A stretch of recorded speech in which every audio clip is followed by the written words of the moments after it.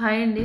మనం బ్లౌజెస్ కొన్ని బ్లౌజ్‌కి హ్యాండ్స్ కటింగ్ చేసేటప్పుడు చిన్న సైజ్ అయితే 3 ఇంచెస్, పెద్ద సైజ్ అయితే 3 ½ 4 ఇంచెస్ అలా మార్క్ చేసుకుంటాం కదండీ! అట్లా అయితే మనం హ్మ్, ఆది లేకపోతే కనుక ఆ విధంగా అయితే మార్కింగ్ చేసుకుంటాము. కొన్ని ఏంటంటే కస్టమరు చంక డౌన్ అనేది ఎక్కువ పెట్టుకొని సన్నగా అయితే పెట్టించుకుంటారు.